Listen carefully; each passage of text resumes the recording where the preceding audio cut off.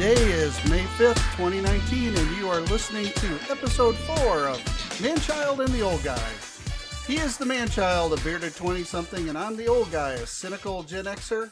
This is your intergenerational podcast where he discusses pop culture, faith, politics, and whatever he finds interesting, and I just complain.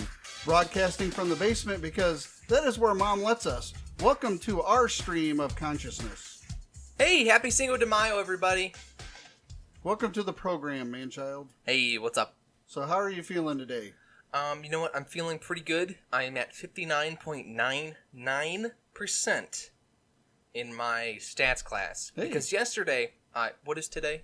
Today's Sunday, May 5th. Okay, Friday I meant. Friday, so 2 days ago, May 3rd. I had to take all my finals for my econ class, my psych class, and then for my stats class. I passed the other two. Not a problem. My stats class, however, has been the biggest issue. So I'm at 59.99%. And last week we talked about D's get degrees. And D's get degrees.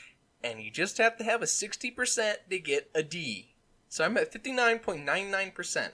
That my first final was graded. I had 3 finals. Pardon me. Sorry, I could have muted your mic. Sorry. It just had to come up. We went to a buffet for lunch today. It's the Sabbath. You gotta indulge yourself.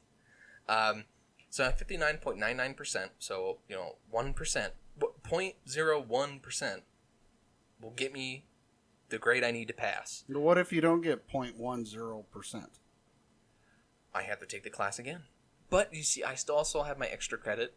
What do you call it? Test, cause it's called extra credit, and it's like, oh, voluntary, except you have to take it. If you don't take it, you get 0 on your entire exams, on all the tests, everything we do, if we never take the extra credit. So it's not very fun. The extra credit's never fun stuff. Like, extra credit for all my other classes will be like worth 5 points or something, nothing big, but it's 5 points, and it'll be like, what was your favorite part of class this year? What's one thing you suggest to help the class to make it better for the next term? Thanks, guys, it was great having you as students. It's some dumb little thing like that you reply to. It's an easy 5 or 10 points. No, my teacher is like, what is, the blank is something that helps us complete statistics. You know what I put as the answer? It said it was a 2-word answer. I put a passing grade. That's what I put. And then I put another one where... that sounds like you're going to get that one wrong. Most likely. Here's another one where it's like, it has something about, this makes it easier to complete a hypothetical or to find a alternative hypothesis. And I said mercy. I didn't know the answers, so I'm like, I was always taught, don't leave anything blank, so I'm just going to go ahead and put answers down in these blanks. So you're going to put the most moronic answers it's possible? It's not moronic, now? It's please have mercy and give me a passing grade. I just need 60%. If I was a community college teacher, I really wouldn't care, unless I hated your guts, which I don't have any reason for my teacher to hate my guts. But just pass. With those kind of answers on a... That's the first time ever. It's just the extra credit for the finals. I'm so done with this class. I mean, I looked in the camera, and then because I have to be recorded when I'm doing it, because I do all my tests at home, and I was like, I really don't want to do this. I don't know what I'm doing. I just want to be a preacher. I don't want to be a mathematician. And I just went back to type in all the answers.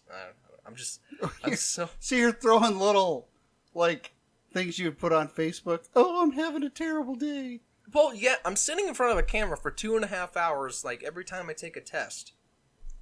I talk to myself pretty regularly, so when it comes to having to be recorded that long, yeah, there's times I'm talking to myself, and I just look at the screen, and I don't realize I'm being recorded until my teacher sends me a message later about something, which is awkward.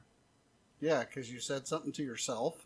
Yeah, I start talking to myself, or I start singing, and whatever, we're getting off point. It's 59.99%. I just need 0.01% to get it 60, and that's enough to pass this class. And that's that's all I need. I am done with math. I am done with math for Sky Community College. Great for you. It is great for me. Because you're going to use math later in life at some point. I'm going to use the most basic form of stats. I'm going to use lots of algebra. The stats I'm working with are all hypothetical numbers and hypothetical this, that, and this, and this. And I'm like, you know what? Realistically, I can see where someone can use this in life. But honestly, I don't see where I'm ever going to use this in life. So you're not going to use derivatives to figure out your gas mileage. You're just going to push the button on the car. Yeah, it's way easier for me just to keep adding, subtracting, multiplying, dividing. Which you don't always do well either.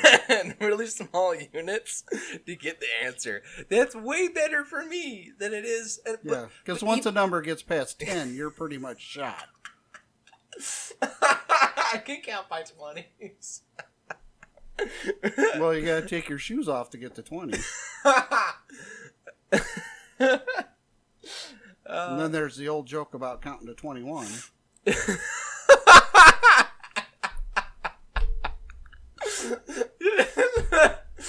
I've never heard that one. Well, we're not going to go there. But how was your orientation week for Best Buy? Are you still like the most enamored employee ever that they've had? Maybe.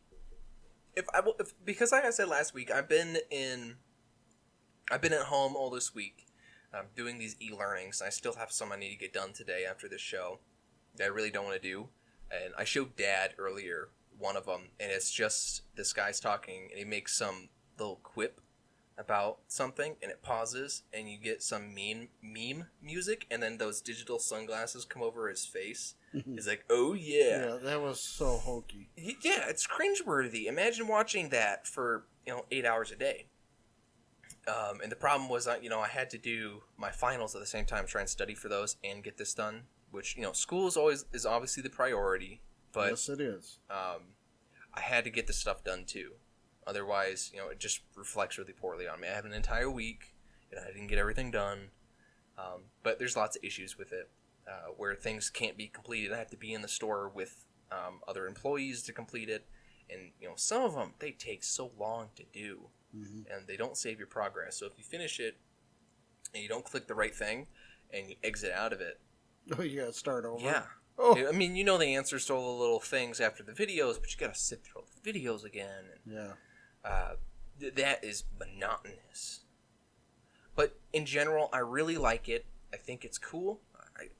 There's nothing really to complain about. I'm pretty excited for this week because my schedule just seems fine. It's nothing to complain about. This Saturday, though, I'm working for 2 hours, 8 to 10 a.m. Stocking shelves, probably. I don't think they Well, it open puts me 10. right at 30 hours. Oh, well, that's what you wanted, right? Yeah, so I got 12 to 7, Monday, Tuesday. Wednesday is like 10 to 5. And then Thursday's 10 to 5. Then I have Friday off. And then Saturday I work 8 to 10. So right when the store opens, I leave. Click, click, out of there. Yeah, which, I'm fine with. And they let you clock in 15 minutes early. Woo! So... Bonus. I was like, okay, great. This is awesome. I'm showing up 16 minutes early. Ka-clink? Yeah. How early can we clock out then? Yeah. Rounding that time out. But so far, yeah, I love working for Best Buy. Got my first paycheck at $55.65. Yeah, so, hey, if you're in the Quad Cities, you can stop over Best Buy and try to figure out who Manchild is.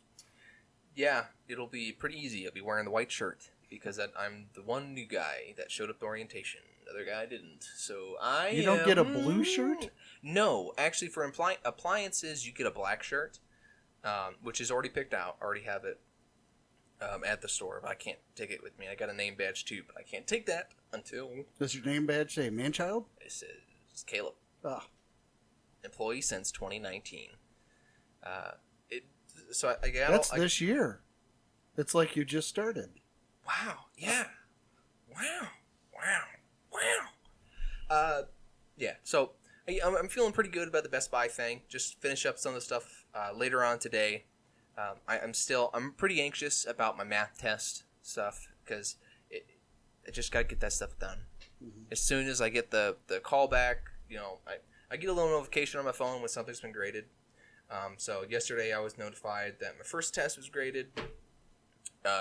It sucked, my grade on that, but my grade moved up a little bit. So it stunk, but it wasn't.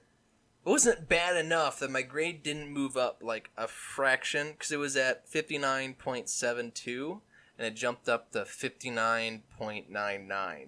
So you're like It moved up less than 1%.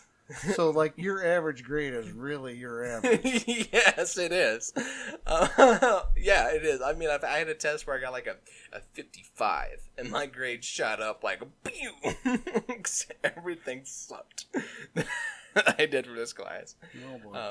Well, it's almost over. What do you got for your Zoomer rant this week? This week I want to talk about something personal. I know, unlike everything else I've talked about previously, how everything isn't. I take everything personal, which is an issue. You think so? I take everything as if it's a personal attack. And one thing I'm going to take in a calm, not screaming to blow out your speakers like last week thing is getting along with people. I am sick and tired of people telling me this crap that you can't get along with people just because you don't agree with their politics. No, wait. I feel like you're contradicting yourself. No. Because I am being so calm right now. You said... I am being really calm right now! You said that you take everything personally, like everything's a personal attack. Did I say that? Yes, you did say that. I don't and now you're saying... No, I did not. Now you're saying... No, you're taking that can't we all your head. just get along? I don't... Why can't we be friends? Why can't we be friends? How are you going to correlate those two things? You said I take everything personally, and now you're saying I hate it when people tell me I can't get along or they can't get along with people. Because in saying you take everything personally, you're saying I don't get along with people. Are you triggered? No, I am confused. Okay. I typically am with you. Because you never say what you're really thinking. You say this verbal vomit that means absolutely nothing and confuses people. I say a lot of stuff that sounds confusing because I am trying to morph all my thoughts into a coherent form of speech so that you mere mortal can understand. I have a stream of consciousness. And if you donate, you'll be crossing the streams. That's right. Or if you share the program across the streams, because that makes the gate open correctly. So we can get rid of Gomer. Gozer, I should say. But I have a coherent stream of consciousness. You have more like consciousness vomit.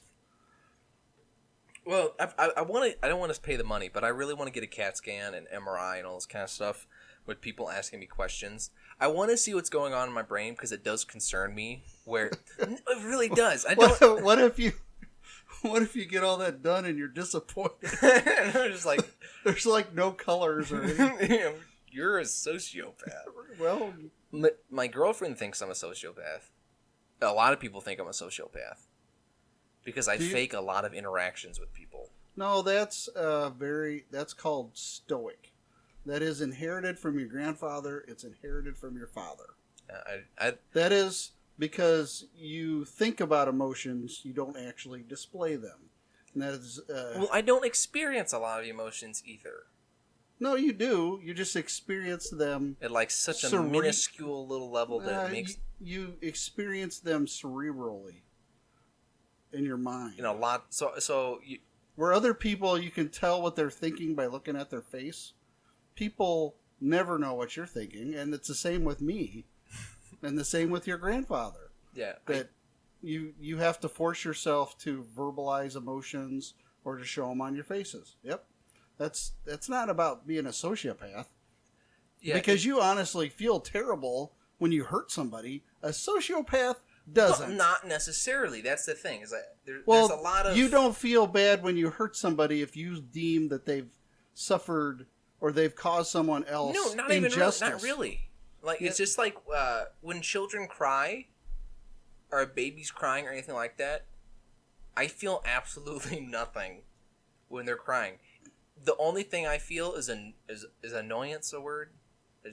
Annoyance is a word. Okay, I don't know if I'm not using it properly. No, you'd say I feel annoyed. Yeah, it's just this annoying sound that I want to shut up. I know how bad that sounds, but that's just what. Well, hopefully you don't do that when you have kids. Like, no, shut up, little kid. Here's your pillow. That's what I told my girlfriend. Is that I'm sure when we have kids, after we get married, it'll be different. It'll be completely different. But like right now, when people cry or I'm supposed to be feeling empathy and things for that, I don't feel anything other than annoyed because it's like this extra process I have to add. Yeah, but that's not sociopathic behavior. That is hyper-focused. You're already doing something else. You have the ability, just like the old guy does, is to be hyper-focused and not notice things going on around you. So when you walk through a house and it's cluttered and stuff, you can ignore all that. It doesn't bug you. Right. Like your mom, it drives her bonkers. But you can sit at a messy desk because you know where everything is and just work on your computer because that's where you're hyper-focused. Yeah. That is not sociopathic behavior. That is a mental state. That's who you are. It's a mental problem. Yeah.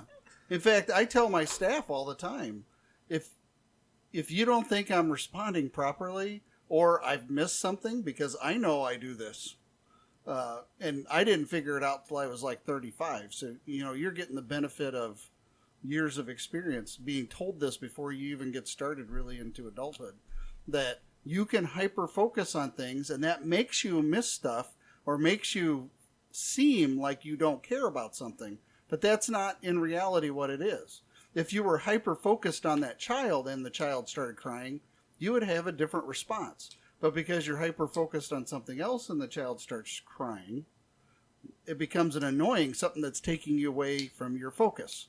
Right. And so that is a personality trait. That doesn't mean you're a sociopath. Okay, good. But you also put cream in coffee. What does that have to do with? Well, they've done all kinds of studies. I don't have them in front of me right now, but if you don't drink your coffee with cream, then the chances of you being a sociopath are actually quite high. I drink it either or. Well, I do too. So I wonder on some days if I'm a sociopath. I question that too. I mean, this is actually, that's been really good, and I'm hoping my girlfriend listens to this, just so she gets the, another side of the show plan. You need to go to Girl Child and tell her, if you feel like I'm missing something, and if I am not responding in the correct way, it's okay for you to tell me. Mm-hmm. Because I do that all the time with funerals and people being injured or sick in the hospital.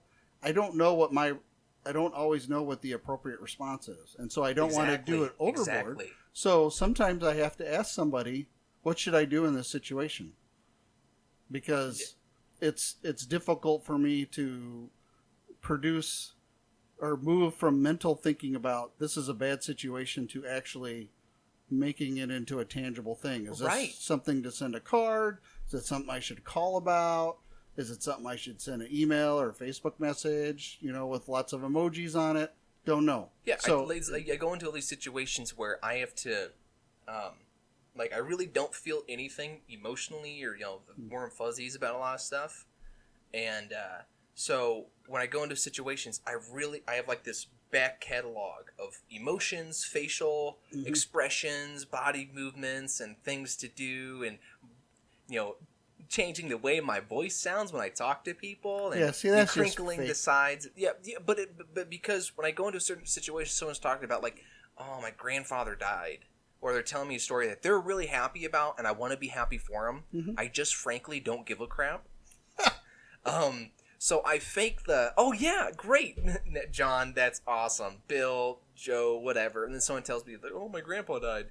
Then I have to, oh man, I'm really sorry. I didn't know.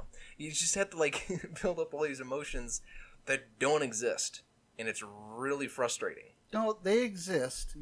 I don't. I'm saying I don't exist in the sense of that I don't experience them. That's why it's been an issue with Christianity for me. No, you don't experience them in the way many other people do. Okay, well, it's just like a blind guy. If you ask a guy that's been blind his whole life, what's it like being blind? They really can't express it the same way because they've never experienced. So for me, I just say, I don't experience certain emotions because the way other people drive that it is out. that's a misnomer. Well, Like sure you're it is, telling but I me that can't- you've never been angry. No, You've never been I said certain. sad. I'm not saying I haven't been. I'm saying that I In don't certain- experience certain. No, in certain situations you don't experience that. Okay, in certain situations, I don't experience a lot of the characteristics of certain emotions. Well, in saying you experience them, you don't experience them in a way where people can notice that you're experiencing them, because it's happening in your head. You know when you're talking to somebody and they've lost a loved one, that somewhere in your head you're sad for them, but it's just a fleeting sadness. It's not the overwhelming mourning like you're going to tear your clothes and shave your head kind of thing that some people, and there's some people that are that way, right? Like they have so much empathy for another person in a situation that they're just totally there with them. But it took me a long time before I had emotion. I actually prayed about it for a really long time because I couldn't cry. And now I get weepy when I watch Charlie Brown. No, I'm at that point right now. Michelle's always trying to do something, get me to cry. I don't remember the last time I truly felt like crying. And I want to cry, and the only way I can get myself to cry is to poke my eyeball. Yeah, that's not safe. But I do that. And makes I just open them and makes my eyes water and tears will come down. But I have not genuinely had that that point of emotions where I just bawled my eyes out and I just felt like I released so many emotions and things. Well, I haven't. Like I said, I had to pray about it for a long time and then God gave it to me, and so now I get kind of weepy sometimes and emotional. Now I feel like I do it at inappropriate times. No, but that's where I'm at. When I get choked up, even though I won't cry, I'll get choked up, or I just feel such strange feelings like the goosebumps, all that kind of stuff, to the dumbest stuff. It's like music. Whatever reason, there's some songs that because everyone thinks is the dumbest song, but when I listen to it, I feel moved. And it could just be a Weird Al song. But you have connection points with that. Yeah. That you haven't fully explored yet. I How to Train Your Dragon 3. I think I saw that in theaters with my girlfriend. Or I saw it in theaters, I think. It wasn't with me. But I got feelings moving in me. I'm like, oh my gosh, that's wow. I couldn't explain why I felt so vividly about whatever. I don't know what I was feeling, but I was feeling something about this movie. But the movie really wasn't that great. I can tell you why I felt this youthful wonder when I saw Avengers Endgame, because how the movie ends is exactly the way I played with all my toys as a kid, where I just had all these random toys and they're fighting this one big villain and the boss. Yeah, without giving too many spoilers, people are popping up out of other dimensions. So it just reminded me so much of my childhood, and so I felt something there. But like for Christianity and my faith, how I process everything's been challenging for me for a really long time. Because like growing up, because you guys are, you're ministers, you're a clergy, you and Mom, and I grew up in that faith with you, and it was really challenging because I didn't understand Christ or God or anything like that in any aspect outside of this is just the way things are. I thought all my friends, even Burhanuddin down the street from me, that I'm fairly certain I think they were Muslims. They were Muslim. Yeah. I didn't understand that. Like, they said something about God before, but it never clicked. I thought their parents were ministers as well. Just like Sean and Alex, the really creepy, weird dudes at the corner of the street in Illinois. I thought their parents were ministers. And then it took a really long time before we moved to Omaha to where I started clicking, like, people aren't like us. They're not in this society. They don't believe the things that we believe. And then when we came to Omaha, everything else like really changed because it's a bigger city. When you get to the bigger cities, like you always say, it's way more liberal because you have to get along with the people that are next door to you versus having 10 miles apart from the next person. You can be a little more conservative. And people always talking about feelings and these emotions and going to church. And I wasn't feeling that at all. Church was just what you did. And then I tried like getting really hardcore into the Bible and believing certain things. But then people asked me why, and I'd say, because that's just where it stopped. And then I started going to an art studio, and I stopped. In general, kind of like being a Christian, I identified as a Buddhist. And I don't know if I ever really talked to you about that. But I knew you were being goofy. Yeah, not that Buddhism's goofy, but it's definitely different from. It's a very selfish religion. Yes. Which was my thing. It's narcissistic. Yeah, but it made more sense to me that I do something good and I get something in exchange for that. Until being at that art studio for a long while, there would be a bunch of Buddhists that would show up and we'd all be doing something and we're all being nice to each other and we're all helping each other out. And then I realized at some point that no one here is being genuine whatsoever. They were doing exactly what I am doing, which is BSing it, which I'm really good at. I'm really good at BSing stuff and fake it till I make it kind of thing. And that's what everyone else was doing because they're just there saving face. They're doing good because it's going to get them in the end. It's like everyone's there for a paycheck. So no one's really there. They don't really care. And then it made me reconsider Christianity after having discussions with you and some other people and experiencing a couple coming to Jesus moments, especially basically almost failing out of public high school and getting involved with a bunch of dumb stuff. That coming to Jesus moment made me realize that this is a total waste of my time, it being just selfish. Because if there's anything true in life, it should be a selfless endeavor where I help. You didn't want to deal with the legalism. It was all about a relationship.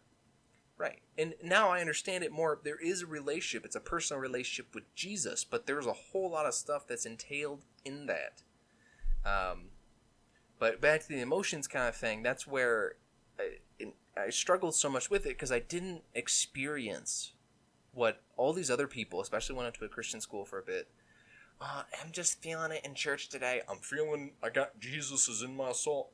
I felt nothing. Sometimes a song like reverberates or whatever perfectly and makes me feel good. You keep saying you felt nothing, but you actually were.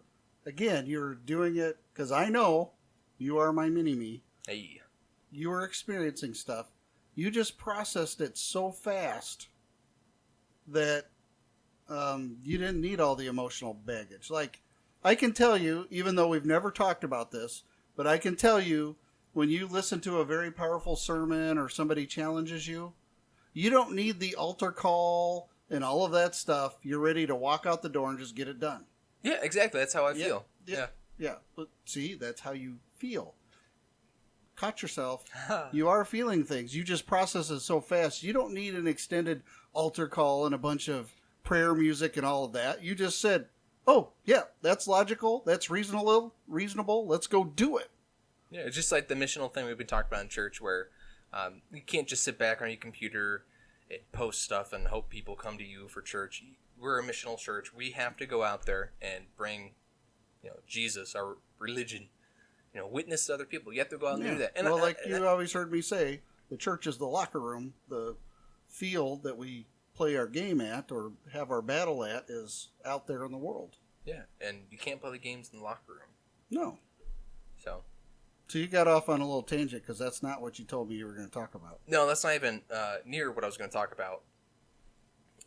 But that's okay. Yeah, it's good talk. I enjoyed it, and then hopefully my girlfriend will be able to listen to the show and get a little more insight into be able to understand that I am not a sociopath. No, I do have feelings for her. I just don't feel things the same way that she does.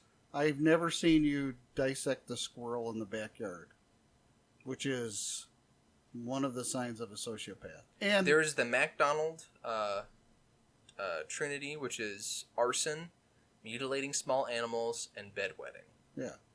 I have not committed arson, technically. I have not mutilated small animals the way that it describes in the paper, where you have to dissect it and things. I've never dissected a small animal. Well, now, sure, have I beaten a frog to death with a blunt object? Every boy a squirrel, has done an that. animal? Yes. My friends and I used to take snakes and whip them against chain link fences. Right. I remember when we lived at a camp for like 7 years, I just ride my bike. Here's a frog. Yeah. Just kill it. All boys do that stuff. Yeah. And because it's cool to watch their guts pop out. Yeah, but then the third one is like bed wetting. I remember wetting my bed a couple times. Everybody wets their bed when they're little. Right, but it's not like I'm in my 20s now and I'm still wetting my bed. I wondered where the depends came from. I said let's not talk about that on the show, Darren. Anyway, so the topic I was going to get into today really concerns my sister and her fiance. And I'm not calling them out, except I am calling them out because we don't get along with politically or religiously in any good way. I don't know. You guys get along. You're just not... No. You don't get along the way you used to. Well, my thing is we get along in that sense of you're my coworker, so I'm going to get along with you. We can have like a cordial conversation or something, but I am not going to be in this conversation longer than I need to be. I am going to exit this conversation, this room, and just not pay attention to you or your existence as soon as possible. And that's how I feel a lot of time. Because their idea of... they don't understand me. They don't understand my political ideology. They don't understand my religion. They don't understand how, I'm a classical liberal or whatever it's called these days, where I think it is okay, I'm saying this on the air, I think it is okay, marijuana, cannabis, weed. I don't think that shouldn't be used for medical, recreational. I don't know about recreational. Medical? Yeah.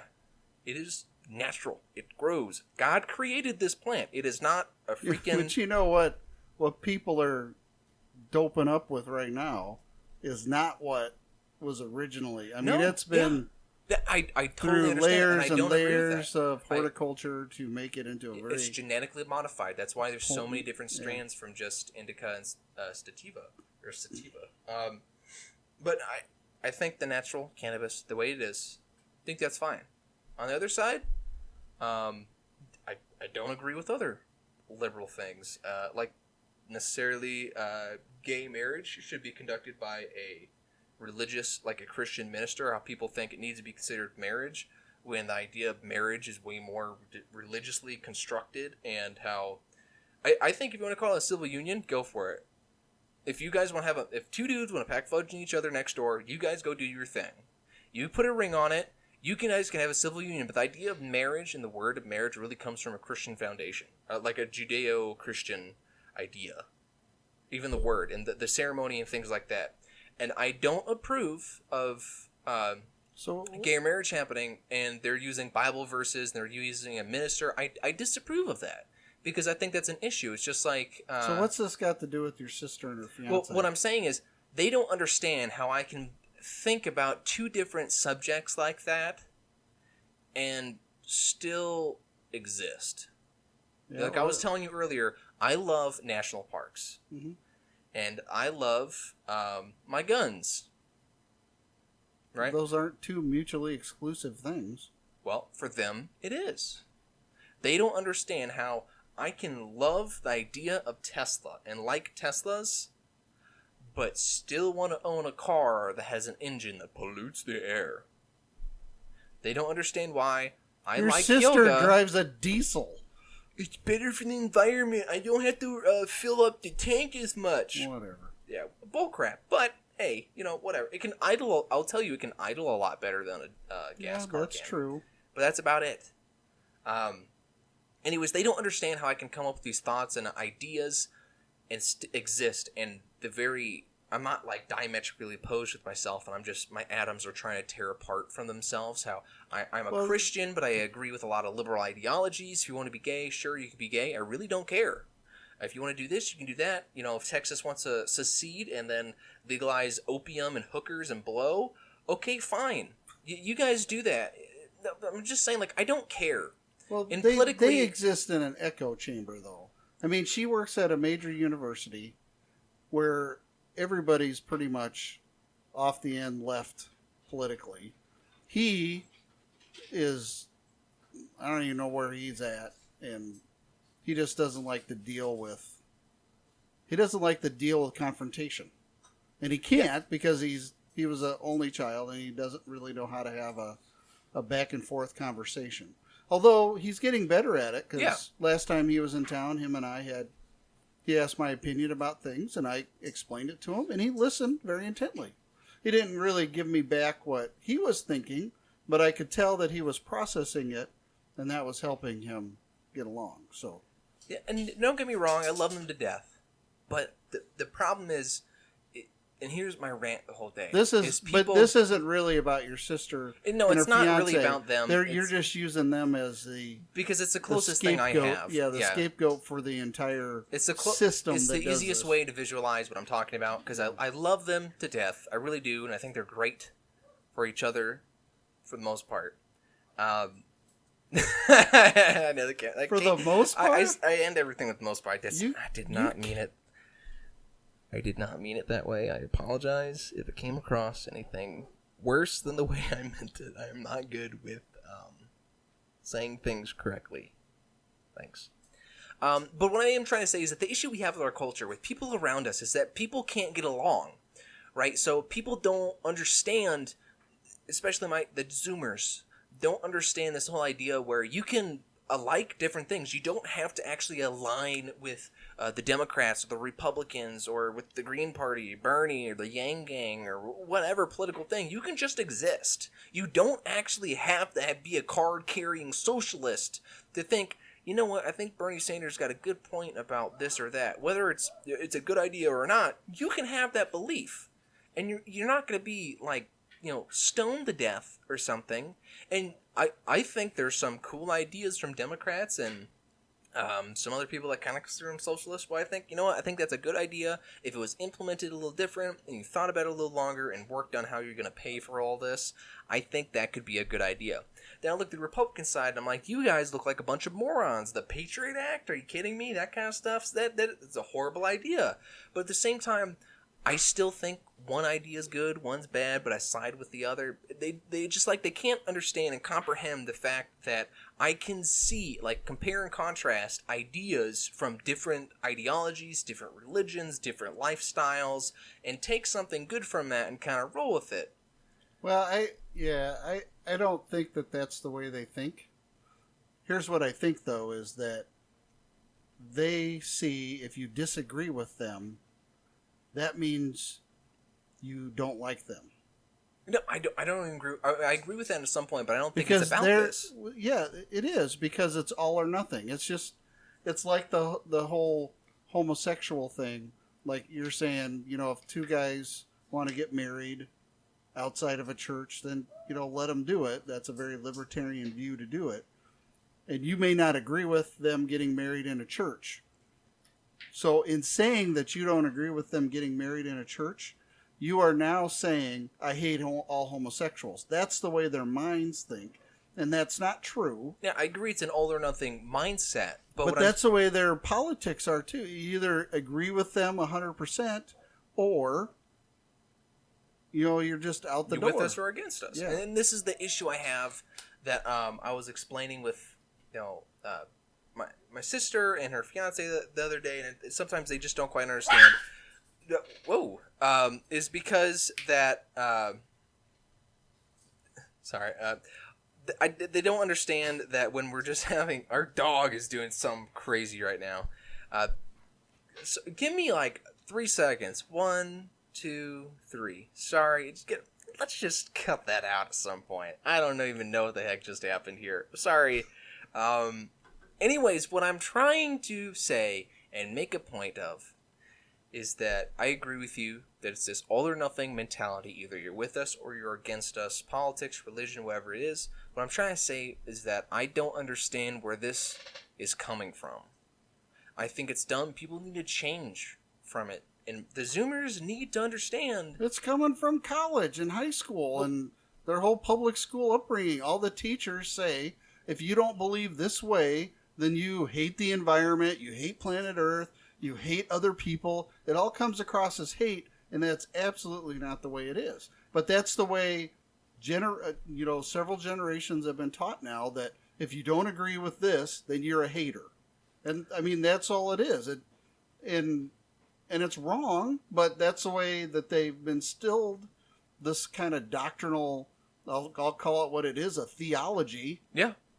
In people since they were little kids in kindergarten, and now it's hard to break. At some point in time, everybody's going to get to a point where they're either going to have, this catharsis moment where they realize, oh, the way I've been thinking is wrong. But until they get there, they're just locked in this echo chamber of a bunch of hate, even though they say they're trying to be inclusive and not hater.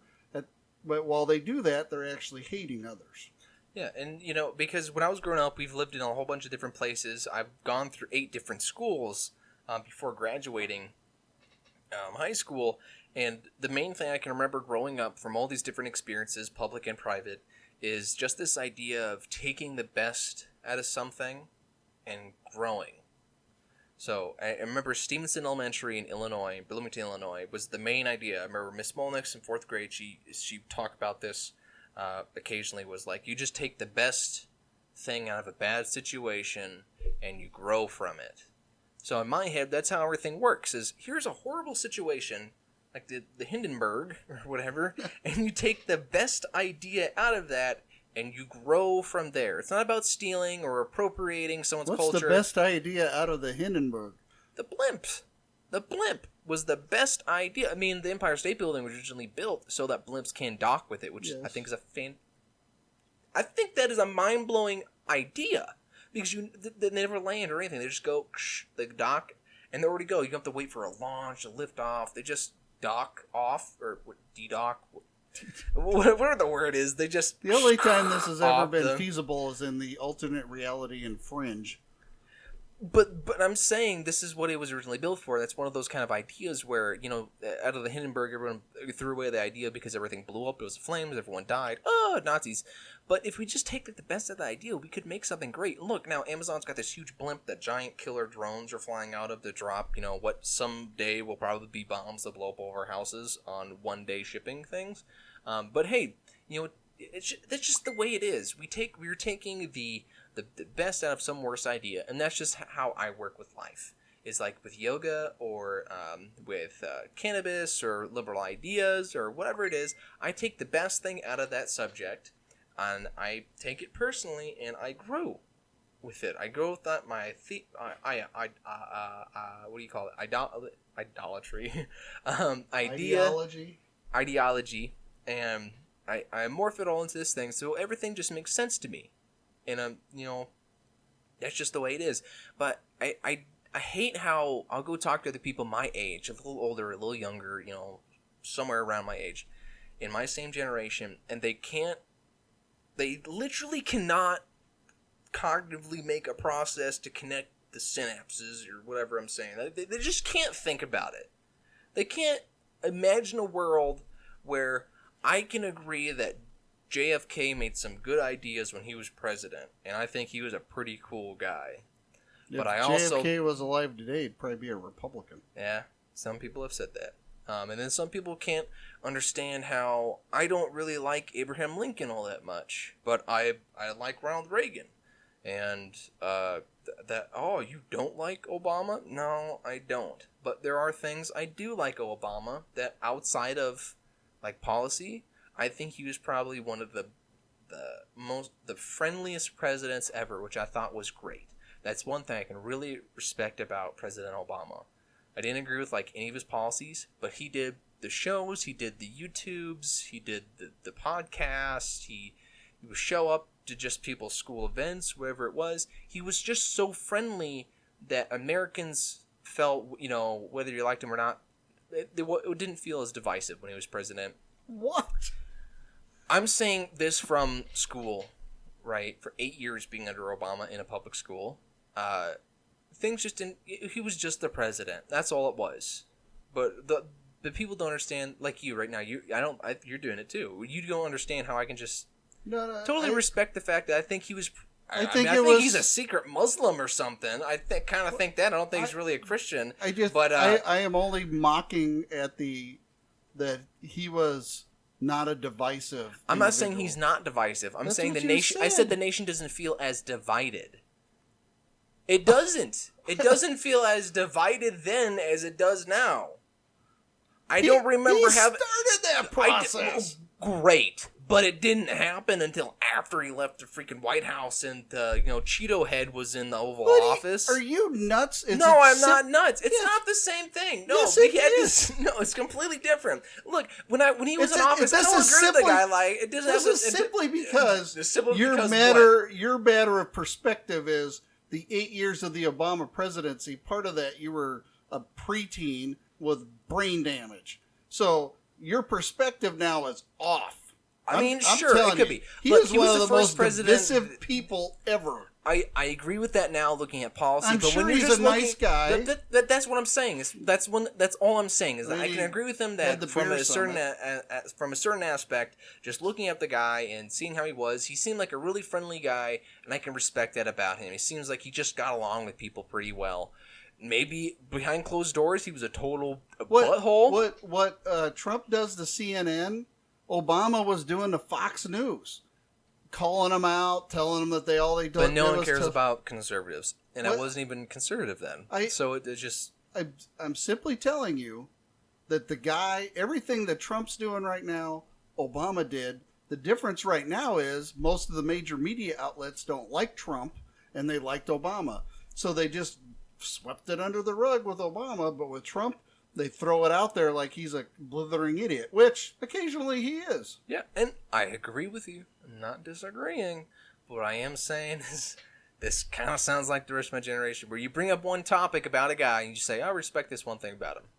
I like this one thing. Don't stop. Because, see, look, you're already doing it. I'll just say one idea about him, and then, bam, this whole thing starts. The key here is, I still love you. You're triggered.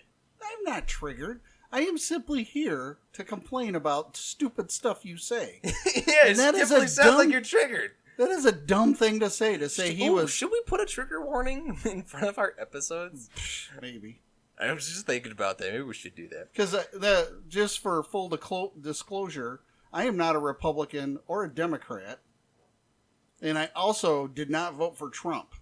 I voted for Trump, and I am a card-carrying Republican. I actually just got my 2019 charter member card in the mail. So I am a card-carrying Republican. I don't agree with the Republicans on everything, but they match the most of my political ideas. So I am with them, and I donate like $1 a month to them. That way I can be a member. Yeah, you get these little pre-pressed membership cards all the time, so you give more money. Yeah, I've collected all of them. I do have some. The Republicans have given me some cool things. Like my name's officially for, at the Republican National Headquarters. My name is engraved on the honor roll for the. Engraved? Yeah. On some plaque someplace. Mm-hmm. With all these other Republicans, and one special thing about being part of the Make America Great Again committee that I'm a part of, and part of the Presidential Advisory Committee, which is the advisory committee is why I was elected to go into that. So my name is engraved somewhere in the national headquarters. Is that every month I get a census, and I fill out the census about my district of this for the Republicans, so they get a good understanding of how to do certain things with messages. And I fill all that stuff out, and I send it back to them. So it's nothing great, but you're such a good slave. I know, but it makes me feel like I'm doing something. And I like that. That's all I really want. Once again, you just said, I feel like I'm doing something. So you're still admitting that you feel. I feel like I'm hungry. That doesn't necessarily mean I have this emotion where I'm like, I'm feeling... Hunger's not an emotion. Right. Feeling. I got stabbed. I hurt. That's not so much an emotion as a physical... It's just a word to explain the fact that my guts are pouring out of my abdomen. Okay. I don't you know what? I want to go to Coachella. Coachella, go ahead. I want to go to Coachella and see the Kanye West do his Sunday service stuff. This looks lit, it looks hip, and it looks cool. So if you don't know anything about Kanye West, he is confusing. To say the least. Yeah, that's about the only way you can describe him. He's not conservative. He's not liberal. I don't know what the heck the guy is. He likes Trump though, and he appears to be a Christian. Even though I don't know how he reconciles that with some of the thoughts and opinions he has, or the lifestyle. Right, But at the same time, again, I respect him for a lot of his stuff. I don't really like all his music, like his rap. I think a lot of it kind of sucks. Some of it it's like listening to Prince. I don't like Prince that much, but some of his songs he made, like they're just beautiful. How it's composed, all the instruments, and how he wrote it, and it's like really smart and beautiful. But then for Kanye West, he's been doing Coachella. He's been doing these Sunday service things. And recently, the last one he did, he had 50,000 people surrounding a hill. Then him and a whole bunch of people on were singing gospel songs, and he was talking about Jesus Christ. And people on a podcast I was listening to were discussing that they're not Christian or anything like that, but when they started listening, they felt really awkward. And he was saying, "Everyone shout back, Jesus is Lord, Jesus is Lord," or whatever.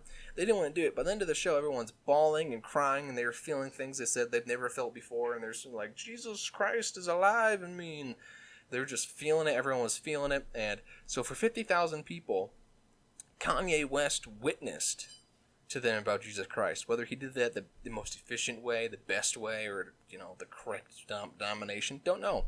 But he definitely did something that I can say that I've never done, and that a lot of other Christians that say they are better than Kanye West have, ever done. And I just want to say I respect that about him. I think that's really cool. Yeah, the reality is when you talk to most Christians that honestly a lot of them have never shared their faith with anybody, let alone a crowd of strangers. No, if you ask a lot of people that are Christians and they were, well, if you go ask your friends right now, are you a Christian? What are they going to say? And a lot of them will reply with, "Well, my friends thought I was atheist. They didn't think I believed in anything." Like, are you really doing your duty then? Your due diligence? If Jesus really is your Lord, then people should know it. Right. And they should see it in your actions, the way you live your life. Yeah. Now, for Kanye West doing 50,000 fans, all paying roughly $2,000, so it's not like it was in the public park for free and he was witnessing like William Booth or something. You did pay a pretty good price, but at the same time, you weren't expecting this. This is a great draw. You have a personality. People are going to come see you, and you witness to him. And well, he has enough status now. If he said he was giving a free concert in the park, don't you think people would show up? Oh, easily. Yeah, if you went to Times Square or something, he's like, "I'm going to do a concert right now." He just showed up and he had a mic. The economy of New York around Times Square would just stop, and everyone would leave their work. Oh, sure. McDonald's would close. The shops would have the open sign. McDonald's go close. would not close. They'd be selling cheeseburgers. Whatever. I mean, majority of the employees are going to go out and they're going to be partying or whatever, because he's just one of those characters that everyone just gets behind the guy, whether you like him or not. He's just so charismatic, which is cool for me. But I don't really like a lot of the things he says or does. But anyways, we've been ranting going on. What are some things you have prepared for us today, you old dude? Are you done talking? Is that what you're saying? Well, I mean, I could keep going on. I know, you could go drone on forever. I mean, this is just what it's like with me. I have all these ideas and thoughts. Again, I know, none of them are coherent. They don't make sense when I'm talking. But it just is what it is, so I'm just going to keep going with it because, well, why not? No one else is listening, so... Well, we do want to remind you, as we hit the midpoint of the show, that we are a stream of consciousness that we like to share with others, and we can't fully share it without your support or you sharing it with others. So we want you to cross our stream with your stream and share it with others so that we can be maybe one of the best podcasts in the universe. You never know. But what I do like is that there's people listening, and we know there's people listening, and so we ask you to cross the streams, share the show with others, and get more people involved. As we get more set up with a website and email and such, then you can start to be not just a supporter, but also donate to the show and help us produce the show by sending thoughts, clips, comments, all those kind of things in. And this is the true value method, where if you really care about the show and you want to give back, you can't give back financially or anything like that, just share the show. Share it on Instagram, Twitter, Facebook, Instagram, whatever you want. Take the show, rip it, and post it on somewhere else. We don't actually have any ads for this, so it doesn't really matter if you rip this and post it somewhere else. Just as the fact that other people can listen to the show and then give back any way they can. Yeah, so if you find value in the show, if you're getting something from it, for value, then we ask you to share that value for us. Soon we're going to get about 5 episodes done before we set up the PayPal account and things like that. So, we're still exploring how to do this correctly, and we need your help. So become a producer. So some of the things that I was looking at this week, excuse me, that I thought were kind of interesting. First is that this was not pronounced in the news media very well, that SpaceX actually was doing a test launch of their new capsule that's supposed to carry people. And it failed. It didn't just fail, it exploded on the launch pad. Now, the crazy thing to me was that on April 30th, in the Atlantic, they had a story about it, but Tesla had sent out a bunch of memorandums to everybody, and NASA did too, that said, do not discuss this or you're going to get fired. And it wasn't until May 3rd that all of a sudden there was stuff that was released. And it was nearly 2 weeks after the explosion that it actually came out that this thing had exploded and didn't work and all of that. I didn't realize the accident actually took place on April 20th. I thought it was April 30th.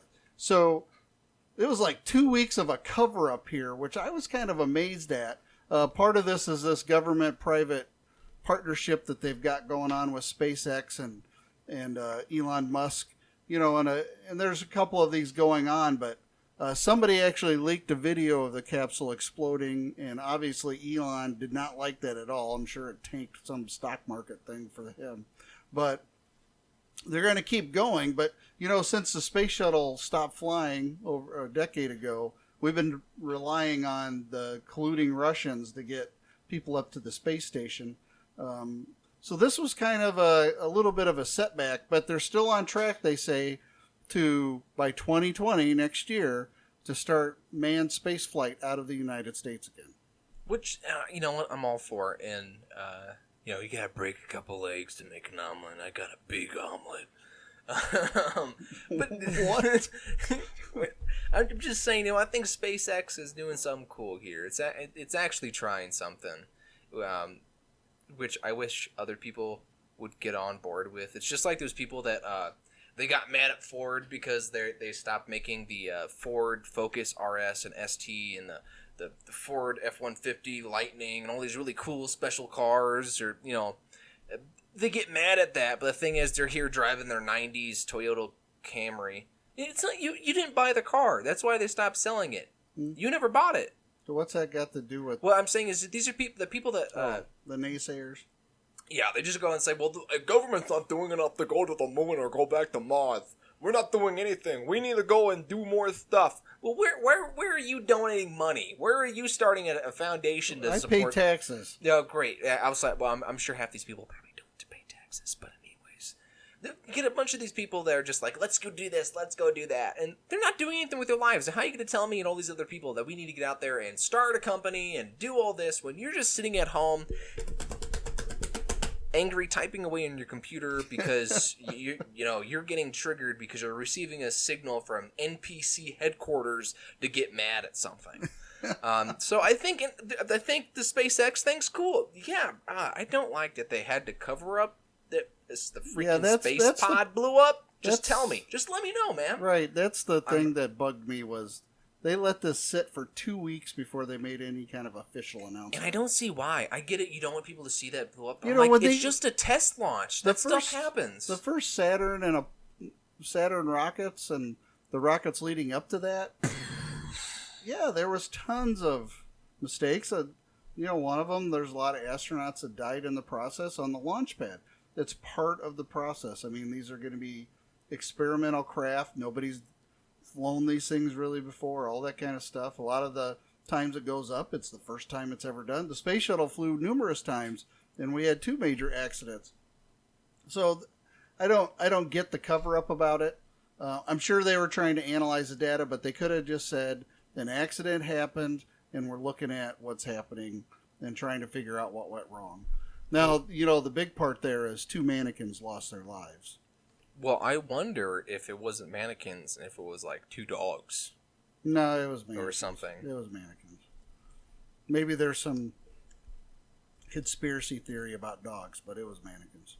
I think we should send monkeys back in outer space. You cruel person. Well, because what happens with the monkeys is they're able to press buttons and everything and fly back down the space. I'm not talking about like the Russians. You've been watching movies again. No, but they do. Like they can have an automated thing where like they do this procedure after a certain period of time, like a bell goes off and it knows when this bell goes off, do this, this, and this, and the pod just automatically turns around and just flies right into the ocean. If it survives or not, don't know, but we know it was alive when it got up there and it was able to press the thing that come back down. So it survived that. Russians, they would send dogs into outer space in a little pod and just let it die. Are you getting emotional now? No, I just think it's absurd. Just like my girlfriend's father wants to put their dog down, wants to just pop a cap in it because he gets tired. Because if they give it human food, it poops in the house. It just has the issue holding it, so it has like diarrhea and stuff. And when the dog has diarrhea, he's like, if it has diarrhea one more time, I'm gonna go and put it out of its misery. I'm gonna go take it. He wants to just go take it to a vet and kill it. It's a dog. I get it's a dog, but I don't think that's being I just don't think that's being a good person. Because that's not a good reason just to kill a dog because of your mistake. The dog keeps pooping people. Is it really?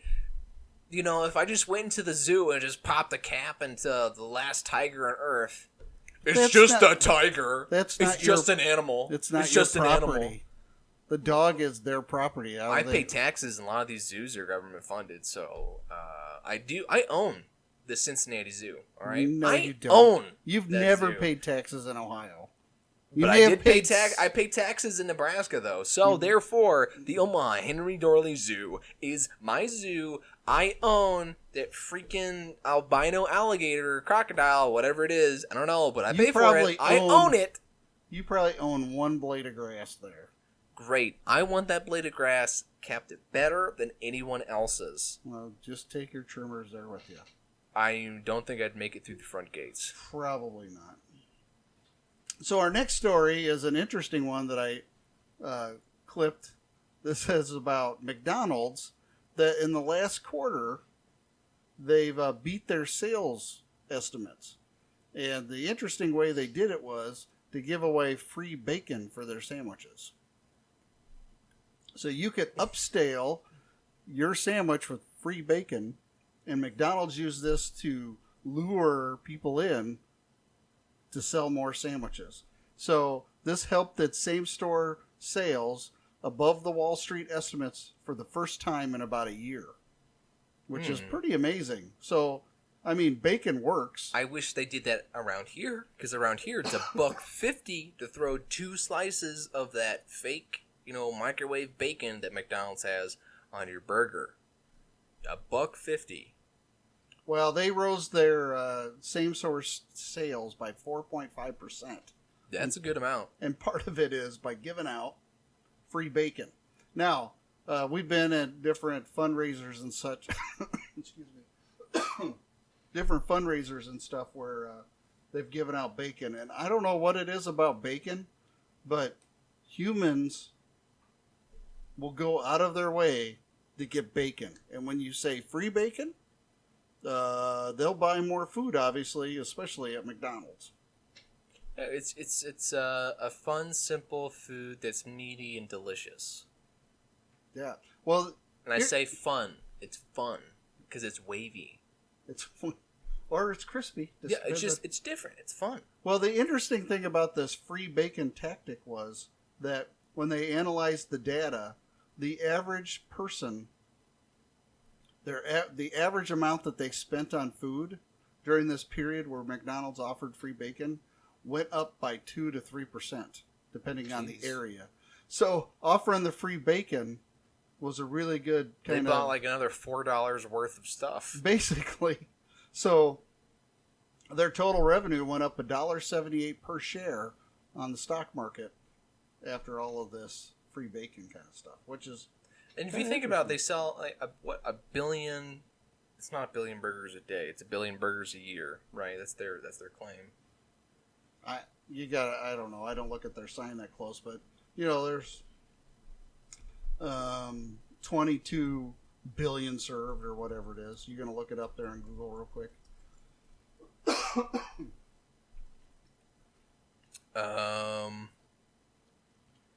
Let's see. So April 15th, 1994, 100 billion McDonald's executives announced as the annual owner-operator convention that they will stop counting hamburgers served because the count has surpassed the 99 billion hamburger mark. So all their operations should say on their signs, billions and billions served. Oh, okay. Because I remember the one in Omaha, down the street from our house, said 100 billion served. Yeah, I remember. So they left it there and never touched it. But I guess all of them are supposed to say billions and billions served. So if you think about, like, in a year, they probably sell over 1 billion. Well, they easily sell over 1 billion in China every year. Yeah. So let's say it's 1 billion for every billion. Let's just say it's a burger a person every year at least. So you're selling like 8 billion burgers a year. Yeah, worldwide or something. Even if it was just $1 for a burger. Well, but there's people in Africa living on $1 a day. Yeah, they're not going to go to McDonald's and buy. Here's my day. Well, I'm going to buy a it's double a rough cheese. estimate. I'm not actually saying for everyone. Obviously, you get that one dude that's just buying like 100 burgers a month. Well, there so is. He makes up for the 100 people in Africa that are dying because they're eating mud pies. Yeah. Well, that goes right into these guys in Australia. In Queensland, Australia, at the University of Queensland. And they've developed a new sausage that's filled with a meat alternative, and that meat alternative is maggots. Does it taste good, though? They say it tastes okay. They're saying conventional livestock production will soon be unstable to meet global demand for meat. So other fillers and alternatives will be needed to supplement the food supply with sufficient protein. Now, if you're a fan of Blade Runner, you'll see, like in the latest Blade Runner 2049, the initial characters in the movie, where is he at? He's on a protein farm where he is farming maggots. So this is definitely in the consciousness of a lot of people. And so people see how poultry is a massive industry, cows, all of that, but they take up kind of resources, and maggots don't take up the same kind of resources. So they think to keep food healthy and nutritional for all, that we should start grinding up maggots and sticking them in our sausages. Well, does it taste good, though? The story doesn't really talk about this, but I don't know. I've eaten maggots before, part of a little Boy Scout thing when I was a kid, and they don't taste terrible, but it's definitely, well, when you eat live maggots, I mean, they're crawling around on your tongue and stuff. I really wouldn't. I've been really eaten any kind of like insect. The big poofy maggots, I don't know. I don't know the difference between maggots. There's little tiny ones like mealworms. Those are kind of crunchy, like Rice Krispie treats. They don't really have a flavor. The big poofy ones are more like fruit gushers. They kind of pop in your mouth. Those have a little bit of a peanutty taste, actually. Okay. So at least the ones I've had. And then I've had some that were chocolate covered. Of course, they didn't taste anything. The crickets are like that too. You cover them in chocolate, but it's just like eating a Rice Krispie treat. So, so I'm fine with eating bugs. The biggest hurdle for me would just be getting the idea, of eating a bug, because it's ingrained in us as a child. Like in our culture, we just don't eat. Yeah, we draw a line at like horses and dogs. Well, there's that PETA meme where it's like they got like every animal we eat going up to a horse, and then there's a horse, and then there's a dog, and there's a couple other like household animals, but all the farm animals it goes, and then there's a horse, and they're like PETA's billboard is, where do you draw the line on eating animals? We don't draw any. And there's a guy that just photoshopped it and put a line right between the cow and the horse, and he said, right about there's where I draw the line. People eat horse meat all over the world. Yeah, we've eaten horse meat. But I remember we went somewhere and there's horse meat. I don't remember that. I know I've eaten horse meat. They used to put horse meat in dog food. I don't know if they can do that anymore. Probably not. I know IKEA got in trouble because they had those horse meat meatballs. Really? Mm-hmm. No.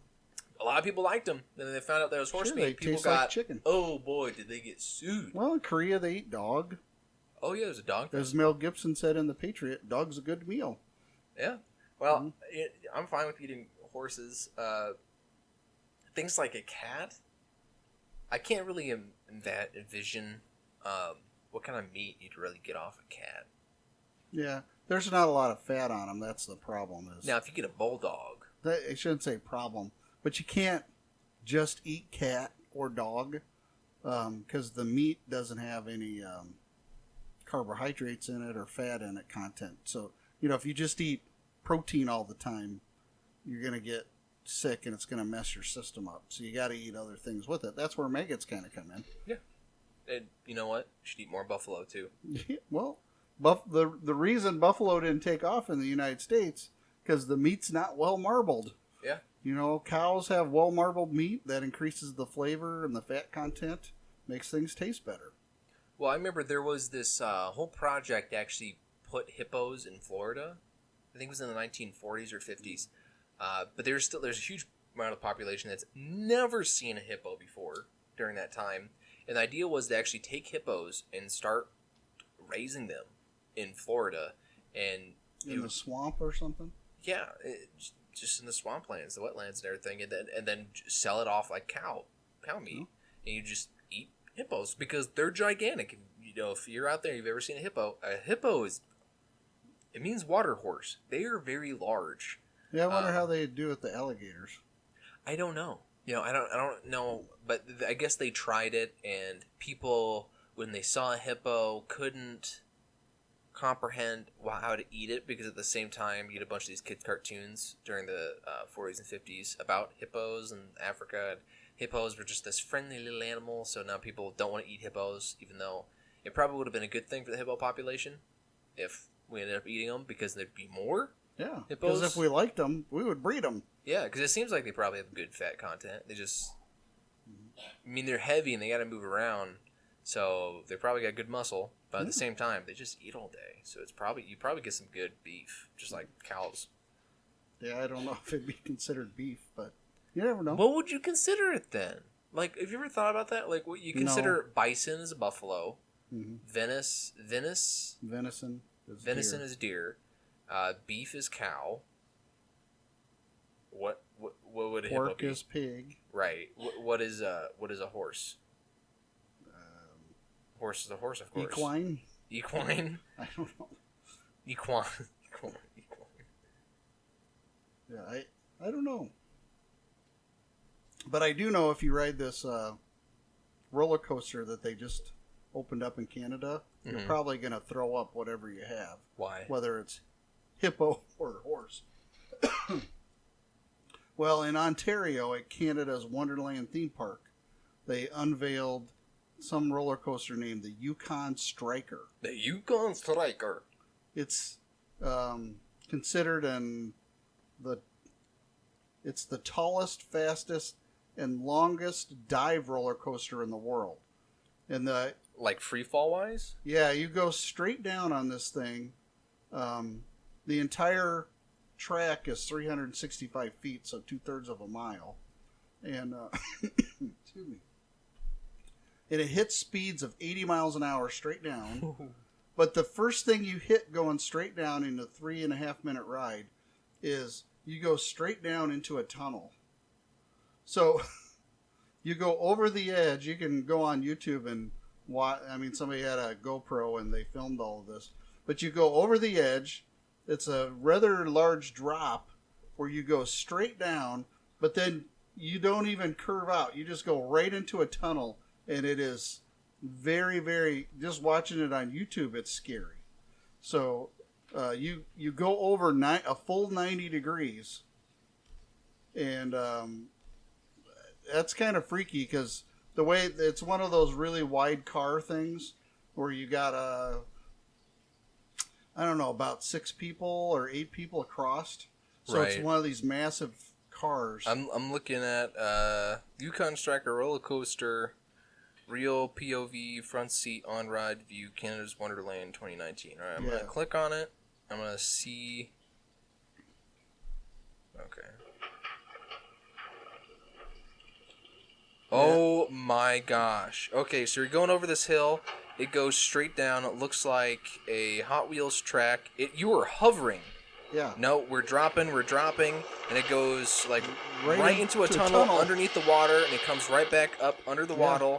Yeah, And you you go come immediately in this huge loop. You do a spin. You're going straight, and it goes up, and then you're twisting while going through these loop-de-loops.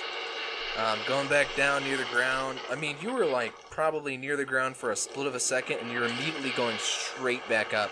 So I can't imagine the amount of G-force you're probably feeling on here. And it seems to slow down at really weird angles and then speed up at other ones. Is it done?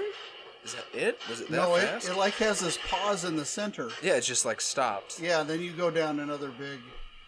Oh man, so it gives you like a breather for about like 3 seconds. Yeah. That is a complete drop. That's straight down. Ooh, boy. So I don't. Oh, gosh. I'm a big roller coaster fan. I don't know if I could ride that. I think I could ride it. Now, this would probably be one of the first roller coasters I'd ride where I have to take my glasses off. The majority of the time, I don't need to. There's never really been a situation where they'd fly off or something. Mm-hmm.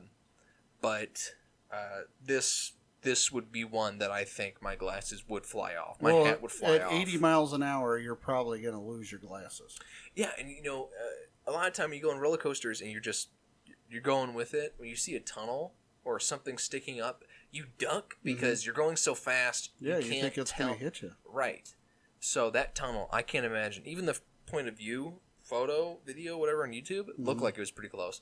I can't imagine actually being there. I would probably because when you're going in that tunnel, you got to think that your head's going to get ripped off. Oh yeah, I'd be ducking down so low, making you even flatter against the ground when you hit that apex.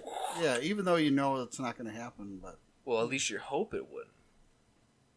I remember several years ago, probably was a decade ago. I can't remember. There's some little fun town roller coaster thing that they kept moving towns because the issue they were having was kids put their hands up and their hands were broken off because they had a bar that was too low. whoa. But they couldn't fix it because it was just this ancient ride. So they just tear it down and move to the next town. Yeah. Just leaving a kid with their arms, going up and they just push Keep it back your all the way and bust them off. Head and hands inside the vehicle at all times. There's a reason they have those trigger warnings at the beginning of roller coasters. Right. So this next one I want to get your kind of opinion on. Okay. It's out of Wisconsin. Madison, Wisconsin, which is kind of a liberal area. There's a big University of Wisconsin's there. And the title of the article is Officials Crack Down on Church Using Marijuana as a Sacrament. Oh, I saw someone saying something about this, but I didn't look into it because I was hoping you'd bring it up. So 2 men operating the Lion of Judah House of Rastafari Church have accepted donations to distribute marijuana to parishioners since March. So they say about 6,000 people have signed up to become church members since then. No kidding. Yeah. And these 2 guys say openly using and distributing marijuana as a sacrament is a religious and an inalienable right and is not breaking any laws. Except it's completely illegal in Wisconsin. I know that. We all use cannabis to meditate and also for religious purpose, for uplifting our mind and our body and our spirit. You haven't done a Bible study till you've done a Bible study when you're high. Yeah. So these 2 jokers, they haven't been arrested yet. No charges have been filed, but they've been threatened, I guess, a few times. Their police have been bugging their landlord. that she must stop the activity going on in the I'm area sure that she's they getting a lease. little something out of this too. The city's attorney said if the landlord doesn't do anything, then she's going to get cited for public nuisance. And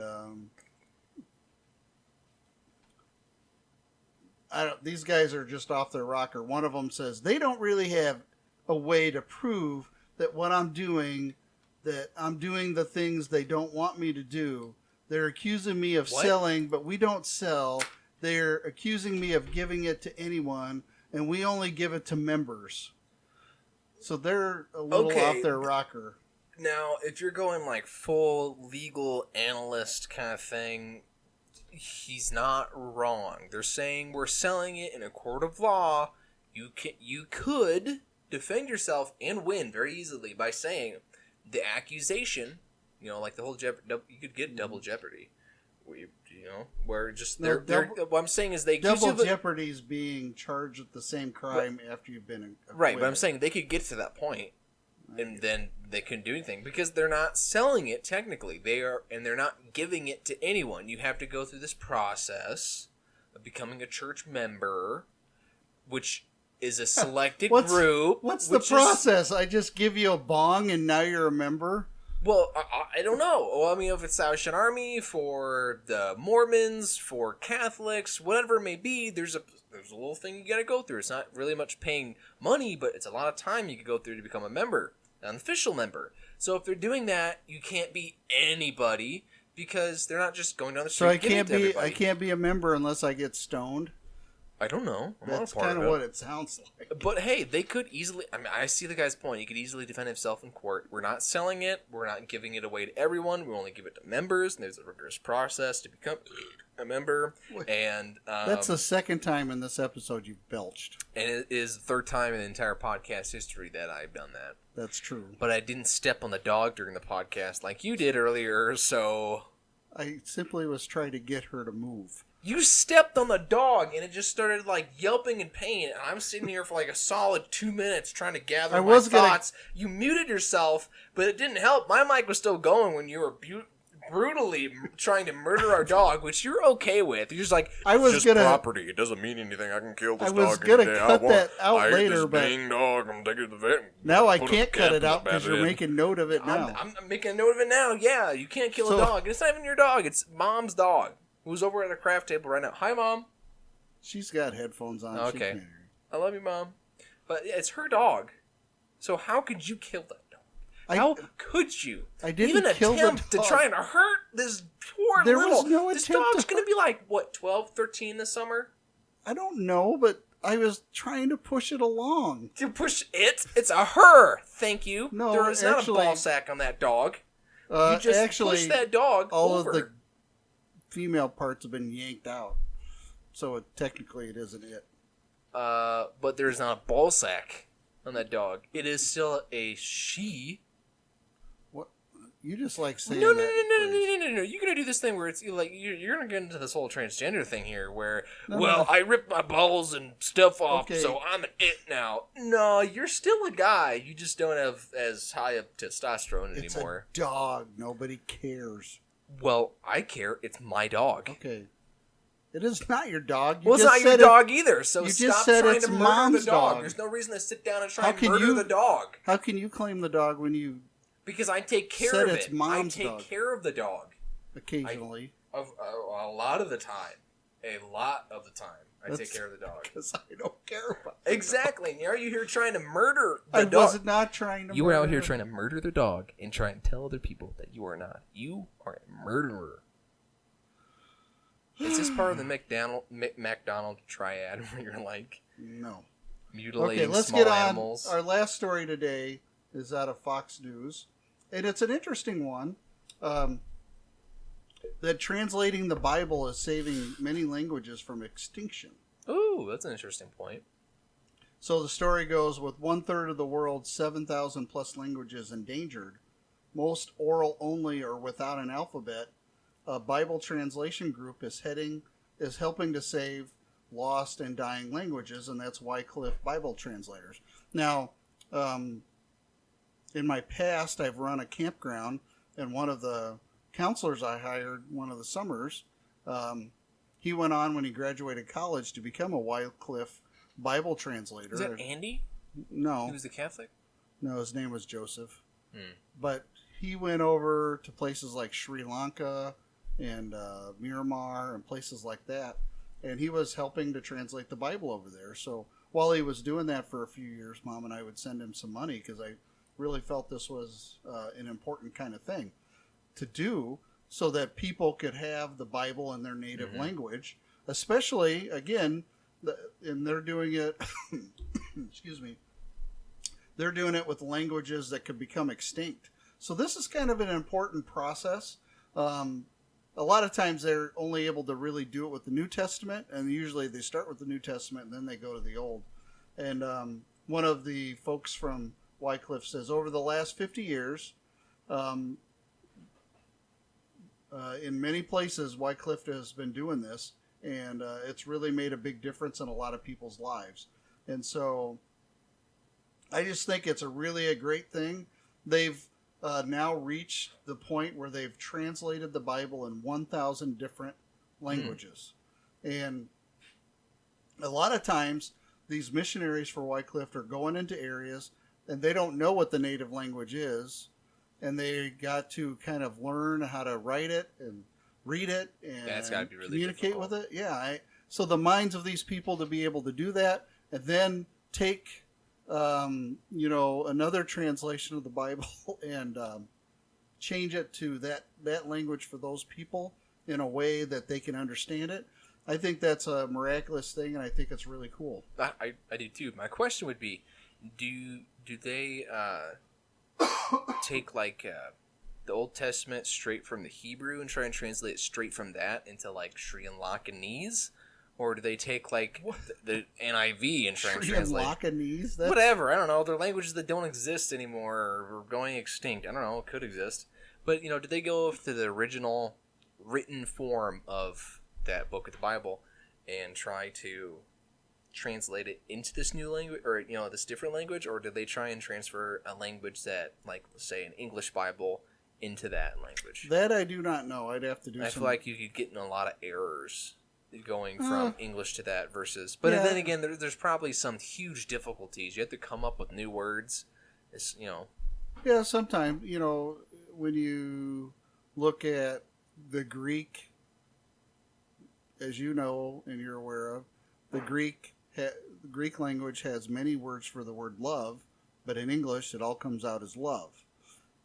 So you got to find those kind of nuances and try to work them in there. Mm-hmm. Then there's probably metaphors that don't translate well. Right. When somebody's learning English and I say it's raining cats and dogs, they tend to take that literally and don't understand it.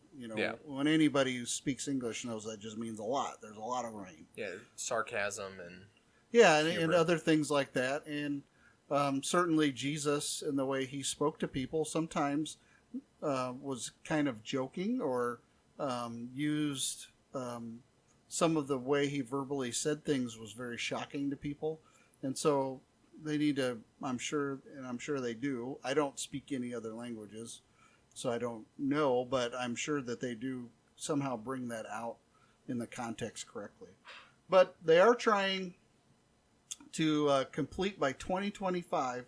They say there's still 2,000 languages still without Bible translations, and Wycliffe is trying to get all of these other 2,000 languages done by 2025. So that's like 6 years from now. Man, you're doing like 500. I can't. I can't imagine the workload that's got to be. But you better love languages a whole lot. Well, they've got a lot of people doing it, and that's a pretty great thing. I think so. Anyway. Yeah, I'm all for it. Well, that's about it for today. You got anything else, Manchild? No, not really. I start my complete first full day at work tomorrow from 10 to 7 p.m. Well, 12 to 7 p.m. You better get that right. Whoops. I'm probably going to go get a haircut in the morning and go to the DMV because my registration is expired. Oh. And, yeah, do that all in the morning before I go to work. Well, I wish you well on your first day, full day at Best Buy. Thank you, sir. At BBY. Yeah, BBY. Well, thanks again for joining us here at the Manchild and Old Guy podcast show. Yeah. Thank you for sharing our stream of consciousness with others, and we'll see you again next week. Hey, you didn't do your outro. Oh, I didn't. Do your outro real quick. Don't fall up a down elevator. And remember, if I don't make it back, you make me come here. All right, see you guys. Bye-bye.